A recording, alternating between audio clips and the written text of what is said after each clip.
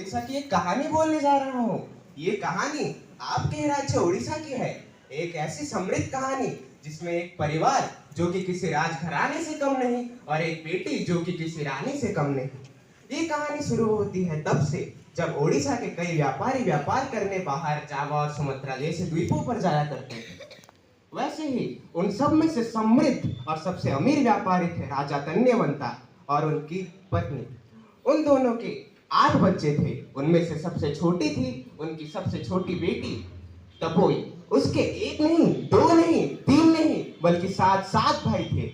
उन 7 भाइयों में से सबसे छोटे होने के कारण उसकी बहन बहुत स्नेह प्राप्त करती थी अपने 7 भाइयों से और अपने माता पिता से। ये सब कुछ दिनों तक चलता है और एक दिन तपोई अपने साथ रईसों के बच्चों के साथ खेल रही होती है।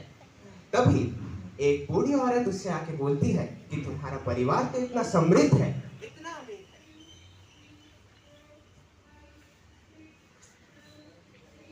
है कि तुम्हारा परिवार तो इतना समृद्ध है, तुम अपने पिता से एक सुनहरा चांद या फिर सुनहरा वीनो क्यों नहीं मांग लेती। ये सुनकर तपोई भी बड़ी खुश हो जाती है। तपोई ये सोचकर इतनी खुश हो जाती है कि वह उसी शाम अपने पिता से जाकर बोलती है कि पापा मुझे एक सुनहरा चांद चाहिए। ये सुन के राजा तन्यवंता खुश हो जाते हैं और अपने पहचान के सभी कारीगरों को बोल देते हैं कि मेरी बेटी के लिए एक सुनहरा चांद बना दीजिए। लेकिन किस्मत का रुख ऐसे मुड़ता है कि उसे सुनहरे चांद के बनने से पहले ही उसके माता और पिता दोनों स्वर्ग प्राप्त कर लेते हैं।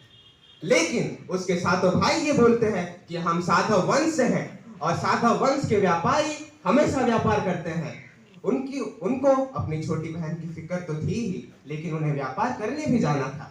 इसीलिए वो अपने 7 बीवियों को बोल देते हैं कि उसकी देखभाल करना और उसे उतना ही प्यार देना जितना हम देते हैं।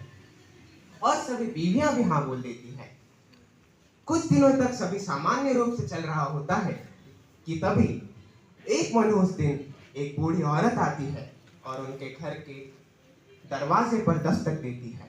वह बूढ़ी औरत उनके सबसे बड़ी भाभी से बोलती है कि बेटी, तुम्हारी ननंद तुम्हारे सभी पतियों को तुम्हारे खिलाफ कर देगी। ये सब सुनने के बाद सबसे बड़ी भाभी बोलती है कि ये नहीं हो सकता और सबसे ज्यादा गुस्से में आ जाती है। कुछ दिनों तक उसकी सबसे छोटी ननद जो कि तपोई थी उसके साथ दुर्व्यवहार करने के बाद उसकी बड़ी भाभी ये बोलती है कि अगर तुम आज सुबह तक एक बकरी को नहीं ला पाई जो कि हमने एक जंगल में छोड़ दी है, तो फिर हम तुम्हें छोड़ेंगे नहीं और तुम्हारी नाक काट देंगे। ये सुनकर तपोई बहुत घबरा जाती है। तपोई जंगल की तरफ भागती है और इस बकरी का नाम लेने लगती है। तभी उसे बहुत डर लगने लगता है। लेकिन उसे याद आता है कि उसने समुद्र के तट पर रानी मंगला या फिर देवी मंगला की पूजा होते हुए देखा था।